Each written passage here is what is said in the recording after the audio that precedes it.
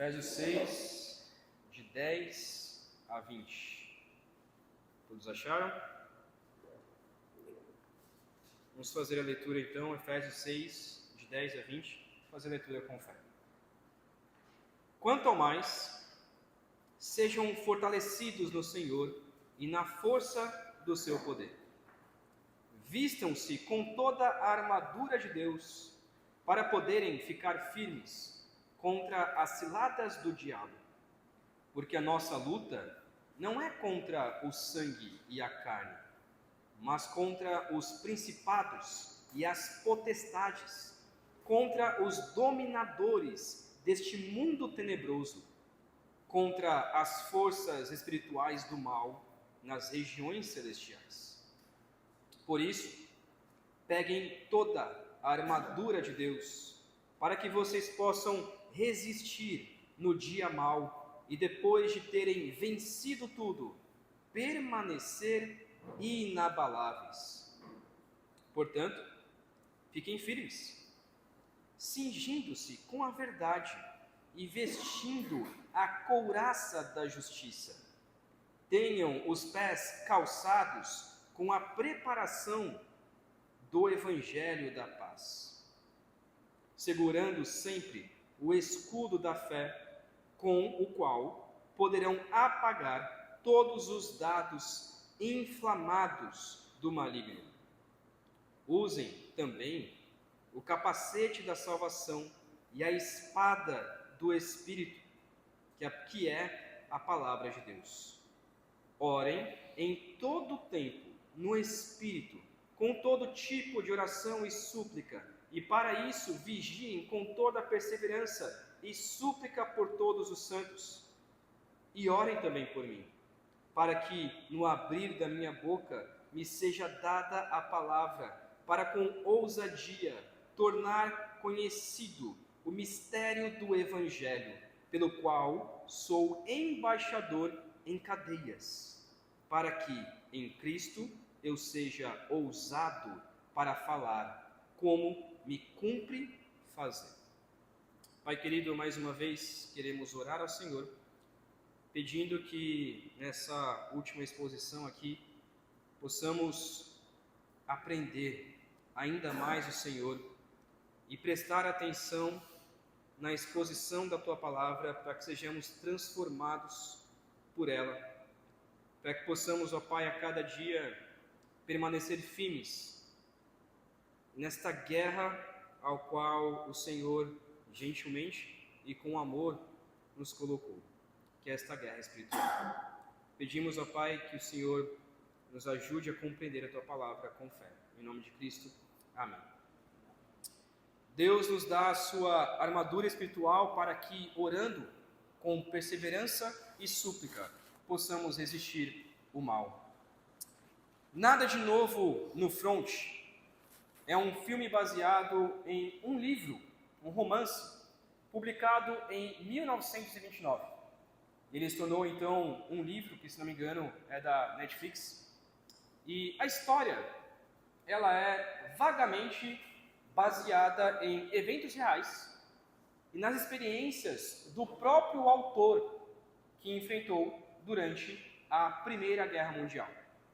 O filme segue a vida de Paul Baumer, um jovem soldado alemão e seus amigos que se alistam no exército com um entusiasmo patriótico, mas logo enfrentam a dura realidade das guerras nas trincheiras. A guerra retratada nesse filme, como eu já disse, a Primeira Guerra Mundial, que ocorreu em 1914 a 1918. O conflito foi marcado por combates intensos e estagnados nas trincheiras, especialmente na frente ocidental, aonde essa história se passa. Eles não avançaram quase nada nas trincheiras, devido à natureza brutal e estática da guerra. As condições eram extremamente difíceis, com os soldados enfrentando bombardeios constantes, com doenças, com fome e com a morte de amigos pessoais. a guerra de trincheiras resultou em um impasse, onde ambos os lados sofreram pesadas baixas, sem ganhos territoriais significativos. Eles quase não avançaram trincheira alguma. E esse soldado, que no começo estava todo empolgado e querendo enfrentar a guerra, chega no final da história, ele já está doido para acabar esta guerra e sem aguentar mais um dia sequer. Essa guerra das trincheiras, onde não houve avanço algum significativo, parece muito com as nossas guerras diárias. Muitas vezes sentimos como se não avançássemos em nada. Todo dia a mesma batalha, parece que nada avança. Se isso não acontece com você, com certeza você vê isso em outras pessoas, em alguns membros da sua igreja. Há muitos crentes que estão anos e anos na igreja, mas que não amadurecem em nada e não vencem as suas guerras espirituais. Parece que nunca avançam nas trincheiras. O que fazer então para que possamos avançar nas trincheiras espirituais e finalmente vencer a guerra? O que nós podemos fazer? Paulo vai abordar sobre isso em 3 pontos aqui da nossa mensagem. Primeiramente, para vencermos, versículos de 10 ao versículo 13, devemos vestir a armadura de Deus, pois nossa luta é espiritual. Devemos vestir a armadura de Deus, pois nossa luta é espiritual. Vou ler novamente de 10 a 13. Quanto ao mais, sejamos fortalecidos no Senhor e na força do seu poder. Vistam-se com toda a armadura de Deus, para poderem ficar firmes contra as ciladas do diabo. Porque a nossa luta não é contra sangue e carne, mas contra os principados e as potestades, contra os dominadores deste mundo tenebroso, contra as forças espirituais do mal nas regiões celestiais. Por isso, peguem toda a armadura de Deus, para que vocês possam resistir no dia mau e, depois de terem vencido tudo, permanecer inabaláveis. A força do cristão contra o mal não vem de si mesmo, mas de Deus. Enquanto não compreendemos que a nossa força não vem de Deus, lutaremos em vão e nunca conseguiremos avançar nas trincheiras. Também devemos compreender que a nossa luta não é contra pessoas. Como diz o ditado, se você tem um diácono na sua igreja, tem um ditado que diz: resistir ao diácono e ele fugirá, e o diácono fugirá de vós. Não é o diácono o problema é o diabo. Resistir ao diabo e o diabo fugirá de vós. Mas muitas vezes nós queremos guerrear contra pessoas, queremos lutar contra carne e sangue, mas a nossa luta não é contra carne e sangue. Os pecadores estão cegos em seus entendimentos, e alguns, os pecadores não redimidos, estão mortos em seus delitos e pecados. Nossa luta é com quem controla a mente deles, é contra o próprio diabo. Muitas vezes focamos nossa vida e ministério lutando contra coisas humanas e materiais, e deixamos de lutar contra as coisas espirituais, que é o mais importante. Muitas vezes na igreja focamos em coisas banais e coisas materiais que podem ser resolvidas com mais facilidade, enquanto as espirituais, elas são deixadas de lado. Entender essa verdade nos faz amar as pessoas, mesmo os pecadores, e odiar o pecado e o mal cometido por elas. Assim, estaremos amando os inimigos humanos, que é o que Jesus nos manda. Amai os vossos inimigos. No entanto, estamos também vencendo o nosso maior inimigo, que luta contra a nossa alma. O que nos protege do inimigo, então, é toda a armadura de Deus. E Ele nos concede esta bênção gratuitamente no amado. Deus é tão gracioso que nos abençoou com todas aquelas bênçãos espirituais que nós vimos no capítulo 1. E agora ainda nos dá uma armadura completa para resistirmos ao mal. Vestir toda a armadura de Deus, pois a nossa luta é espiritual. Segundo, vestir toda a armadura de Deus para permanecer firmes contra o mal. Versículos de 14 ao versículo 17. Para avançarmos, devemos vestir toda a armadura de Deus para permanecer firmes contra o mal. 14 e 17, que diz assim: portanto, fiquem firmes, cingindo-se com a verdade e vestindo a couraça da justiça. Tenham os pés calçados com a preparação do evangelho da paz, segurando sempre o escudo da fé, com o qual poderão apagar todos os dardos inflamados do maligno. Usem também o capacete da salvação e a espada do Espírito, que é a palavra de Deus. Alguns alegam, pelo menos a maioria dos teólogos, ou todos os teólogos, que provavelmente esta armadura simbolizava a armadura dos soldados romanos. Eles tinham capacete e couraça, que não era tão comum para os gregos e os bárbaros, que geralmente não usavam capacete e geralmente não usavam couraça. Como devemos então ficar firmes contra o mal? Vestindo toda a armadura de Deus. Não pode ser só uma peça, tem que ser toda ela. Lutar com uma espada sem escudo, ela é arriscada. A armadura completa, então, são 6 elementos aqui. Imagine no filme Gladiador, tem agora o Gladiador 2, mas imagina lá no Gladiador, uma das cenas dele, quando eles entram ali, não sei se acho que é o Coliseu que eles entram, E uma das cenas é que eles têm que correr o mais rápido possível para pegar a melhor armadura, a melhor ferramenta ali, a melhor espada. E aquele que conseguia pegar a melhor espada estava em vantagem. E alguns conseguiam pegar uma espada e um escudo, e outros só ficavam com uma machadinha ou algo nesse sentido.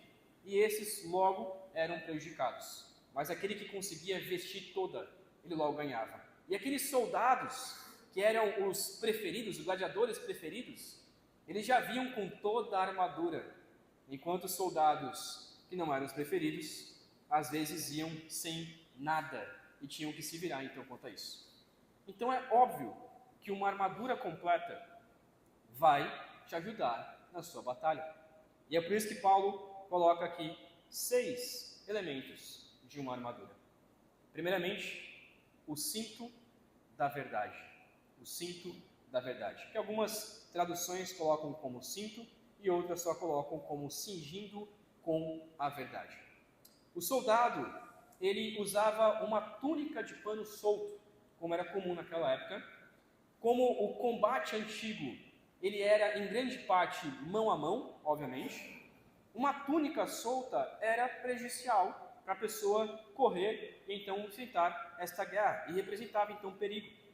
Então, um cinto ou um cordão amarrado na cintura era necessário para garantir que esse pano não ficasse solto. E cingir era pegar as pontas desse seu vestido, dessa sua vestimenta, e amarrar então em seu cinto, colocar para dentro então deste cinto. O que para nós hoje, o que no esporte é muito comum, é você colocar a sua camisa para dentro da calça, para não te atrapalhar na hora de correr ou alguém puxar a sua camisa ou algo assim. Então é essa ideia que Paulo está trazendo, de que você, com a verdade, com este cinto da verdade, você está mais preparado para enfrentar a guerra. O cinto que une todas as pontas espirituais soltas é a verdade, ou melhor, a veracidade. Por isso, como Paulo diz em outro momento, falem a verdade em todo tempo. Pregar a verdade é o que nos mantém firmes na batalha. O segundo é a couraça da justiça. E em geral, couraça era um pedaço de couro enrijecido ou um material pesado, sem mangas, cobrindo todo o torso do soldado e assim protegendo seu coração e órgãos vitais. Como a justiça ou santidade é uma característica distinta de Deus, não é difícil entender porque essa é a principal proteção do cristão contra Satanás e seus demônios.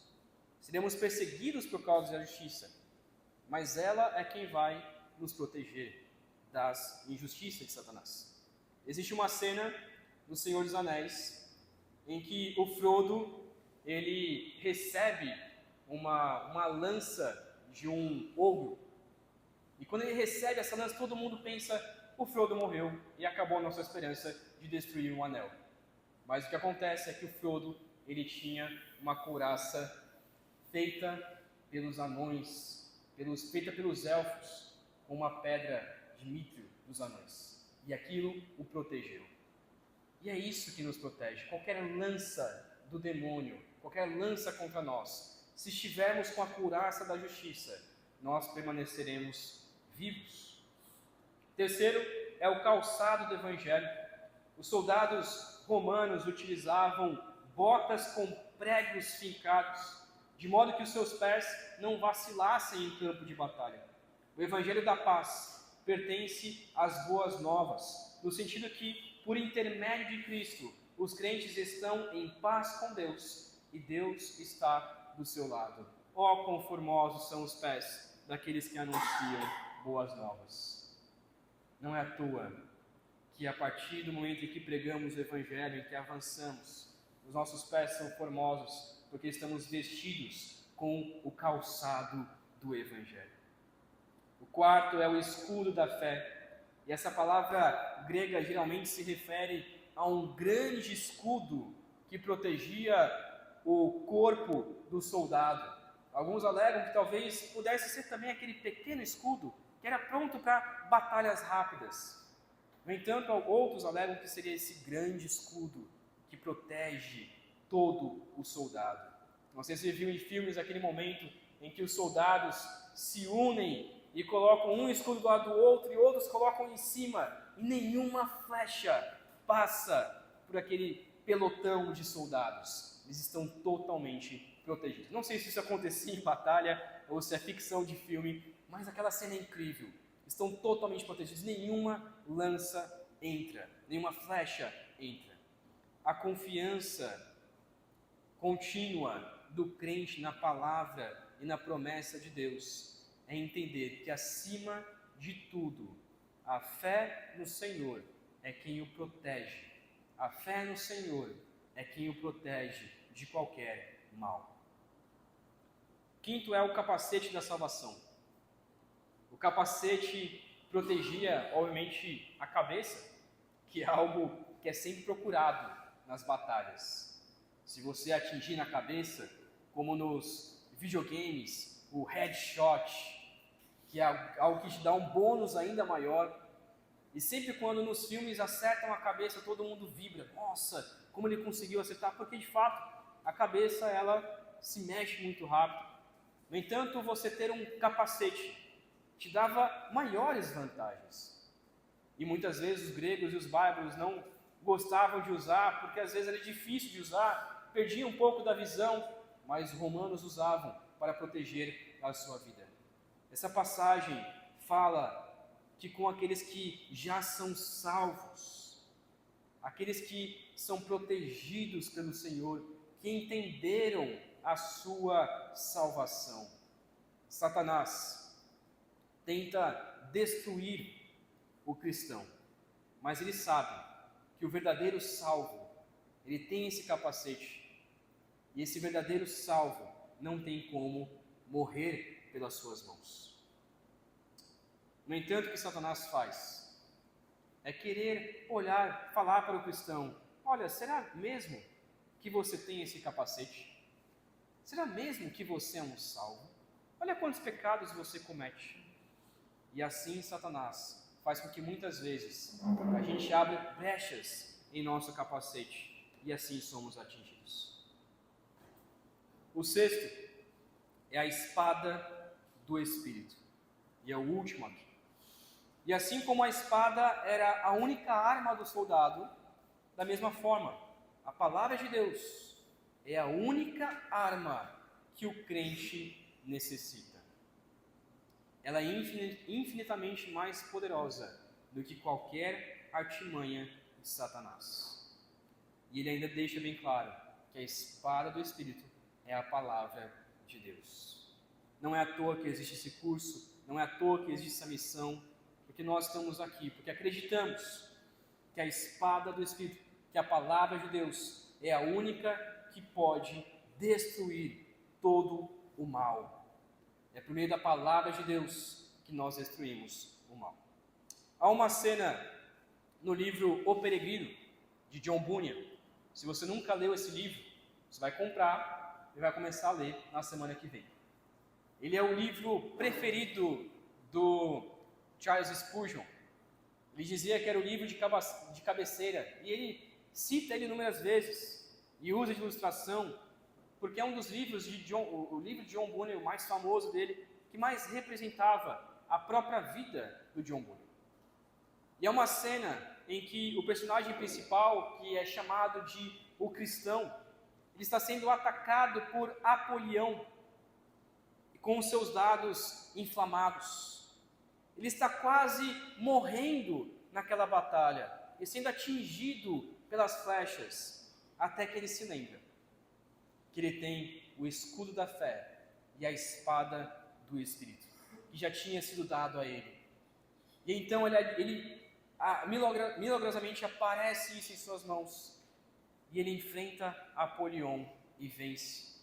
Essa mesma armadura, ela foi usada por Jesus na luta contra Satanás, nos 40 dias de tentação.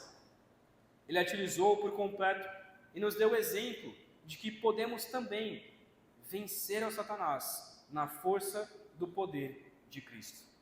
Ele nos ensina a utilizar principalmente a espada do Espírito, que é a palavra de Deus, citando a própria palavra dele, a própria palavra de Deus, para lutar contra Satanás. Portanto, diante disso, devemos ser gratos, pois Deus não te deixa sozinho na luta. Ele coloca uma armadura perfeita para que você possa resistir ao mal. Uma armadura a qual não há brechas, uma armadura que te protege por completo, e uma espada que é tão afiada que é de 2 gumes, que penetra ao ponto de dividir alma e espírito, juntas e medulas. No entanto, há um detalhe aqui. Nós não devemos só tomar a armadura de Deus, mas devemos tomar toda a armadura de Deus. Muitos se apoderam apenas de alguns objetos desta armadura, mas deixam outros de lado, ou talvez não acham tão importantes. São grandes proclamadores da paz com o calçado do Evangelho, mas não estão cingidos da verdade. São grandes pregadores da palavra, utilizando a espada do Espírito, mas não se protegem com o escudo da fé, e em pouco tempo caem em suas tentações. Amam a justiça, utilizando a couraça, mas não têm certeza de sua salvação, e assim ficam com a cabeça desprotegida. Portanto, o que o texto está nos dizendo, e aqui eu vou colocar o meu lado pentecostal, se assim eu posso dizer, se eu tiver um lado pentecostal, tome posse dessa bênção. Tome posse dessa bênção. É isso que o texto está nos dizendo. Tome posse da bênção de Deus. tome posse da armadura espiritual. Você não precisa se esforçar em nada, é só você receber como um dom de Deus gratuitamente no amado. Use toda a armadura e não se esqueça de nenhum elemento dela. E a todo momento ela estará disponível para que você possa enfrentar o mal. Terceiro, então nós falamos que vestir a armadura de Deus, pois a nossa luta é espiritual. Segundo, que vestir toda a armadura de Deus para permanecer firmes contra o mal. E terceiro, vestir toda a armadura de Deus orando com toda perseverança e súplica. Vestir toda a armadura de Deus orando com toda perseverança e súplica. Olha o que diz de 18 a 20. Orem em todo tempo no Espírito, com todo tipo de oração e súplica. E para isso, vigiem com toda perseverança e súplica por todos os santos. E orem também por mim, para que no abrir da minha boca me seja dada a palavra, para com ousadia tornar conhecido o mistério do Evangelho, pelo qual sou embaixador em cadeias, para que em Cristo eu seja ousado para falar, como me cumpre fazer. O que esse texto nos mostra, primeiramente, é que não estamos sozinhos na batalha. Nós temos irmãos, e nós podemos orar por aqueles irmãos, nós podemos orar para que eles permaneçam também firmes, inabaláveis na fé, e assim eles também possam orar por nós, para que nós possamos permanecer firmes, inabaláveis na fé. Alguns alegam que a oração, ela faz parte da armadura espiritual, e eu concordo com isso. Apesar de que Paulo não faz nenhuma representação do que seria a oração dentro da armadura, não coloca a oração de tal coisa.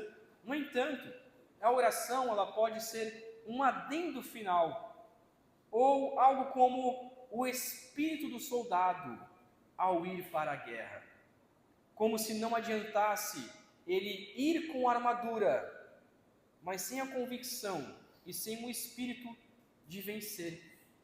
Assim, a oração é a forma como lutamos contra o mal. Sem oração, não há como vencermos. Orar em todo o tempo, sem cessar, no espírito e com o espírito de oração. Assim é a vida cristã. Se não falarmos com Deus o tempo todo e em toda a situação, nós vamos perder a guerra. Assim como o soldado fala com o seu comandante para saber aonde avançar, para saber aonde há as brechas, para saber que trincheira que ele tem que ir, assim o cristão fala com o seu chefe, fala com Deus, para saber como vencer o mal. E por fim, Paulo também pede oração por si mesmo. E aproveita para dar o seu exemplo, entendendo que ele é embaixador de Cristo. Mesmo em cadeias, ele pede oração para que consiga cumprir a sua e também a nossa missão. Falar do Rei, aqueles que estão dominados pelas trevas, para que sejam libertos pelo sangue do Cordeiro. Paulo completou a carreira que estava proposta a ele. Devemos orar por nós, devemos orar por todos os santos, devemos orar por todos os nossos colegas de ministério, para que possamos permanecer firmes e inabaláveis na fé. Deus nos dá toda a sua armadura espiritual, para que, orando com perseverança e súplica, possamos resistir ao mal. Apesar da luta ser grande, só estamos nela por causa de Cristo Jesus. Existe uma frase que diz que se você não sabe que você está na batalha, significa que você já a perdeu. No entanto, essa guerra, ela já foi vencida. Jesus já venceu. Ele já derrotou o inimigo. Ele já venceu o mal. Ele já matou a morte. O que precisamos fazer é apenas resistir até o último dia. Você entrar em uma batalha sabendo que você vai vencer, fica muito mais fácil. Sabendo que alguém já venceu essa batalha por você, com certeza é muito mais fácil. Saber que no final de tudo, tudo vai dar certo. Saber que no final de tudo, a vitória é garantida, é muito mais tranquilo. Num jogo de futebol, isso acontece. Em qualquer esporte isso acontece. Você entrar sabendo que vai ser vitorioso no final. Você luta sem pressão, você joga sem pressão, é algo muito mais tranquilo. E nós sabemos que Cristo já venceu. Como diz Paulo, aonde está, ó morte, a sua vitória? Aonde está, ó morte, o seu galardão? Porque Cristo venceu a morte. Segunda aplicação, Paulo também nos diz que todas as nossas tribulações aqui na terra, elas são leves e momentâneas, se comparadas às riquezas do céu. Isso está em 1 Coríntios 4,17. Portanto, devemos olhar com a perspectiva do alto, olhando para o autor e consumador da nossa fé, Cristo Jesus, que nos dá a esperança do céu por meio de sua morte e ressurreição. Assim podemos ter certeza de que logo a guerra acabará e haverá paz para todo sempre. E essas batalhas que enfrentamos aqui, elas são leves, elas são momentâneas, é algo passageiro, se comparado à eternidade que passaremos com Deus, sem sequer enfrentarmos uma dificuldade, sem nem ter dor nas costas. Não vai ter choro e nem ranger de dentes, não vai ter tentação, não vai ter provação, não vai ter doença. Então, o que Paulo nos ensina é: resista ainda mais, continue firme, mais um passo e logo tudo acabará. Tiago também nos ensina que perseverar na tribulação resulta em alegria, em perseverança e em amadurecimento. Está lá em Tiago 1, de 2 a 4. Portanto, devemos sempre resistir ao mal, nas tribulações, nas provações e nas tentações, e dessa forma vestir toda a armadura de Deus, assim como Jesus vestiu, para podermos vencer a luta e glorificar ao Senhor. Uma outra aplicação é que devemos orar. E a oração é uma das coisas mais importantes na nossa guerra. Ore sem cessar. A oração de um justo é muito eficaz, como diz Tiago 5,16. É com os joelhos que enfrentamos a guerra. Foi assim que Jesus enfrentou a sua cruz, orando até sangrar na noite anterior. Devemos orar até completarmos a carreira, até avançarmos as trincheiras, até chegarmos ao fim da nossa luta espiritual. Ore e ore sem cessar. E por fim, não se esqueça, Deus nos dá toda sua armadura espiritual para que, orando com perseverança e súplica, possamos resistir ao mal.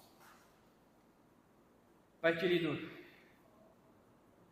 obrigado, meu Deus, porque se estamos nesta guerra, nesta batalha espiritual, é porque o Senhor nos tirou das trevas e nos trouxe para o reino do seu Filho amado, nos trouxe para a luz.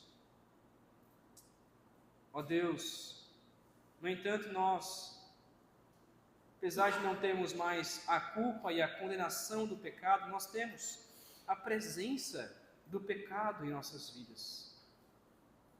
Nós temos, ó Pai, o demônio e o diabo e seus demônios nos seduzindo, nos tentando, nos provando, para que possamos pecar, para que possamos viver uma vida longe da sua presença. Ó Pai, muitas vezes nós sentimos como se a gente não avançasse nas trincheiras. Muitas vezes nos sentimos como se a nossa vida espiritual estivesse estagnada, porque a tentação ela é tão grande sobre nós, principalmente sobre os pregadores da Tua Palavra, que às vezes sentimos como se não estivéssemos avançando em nada.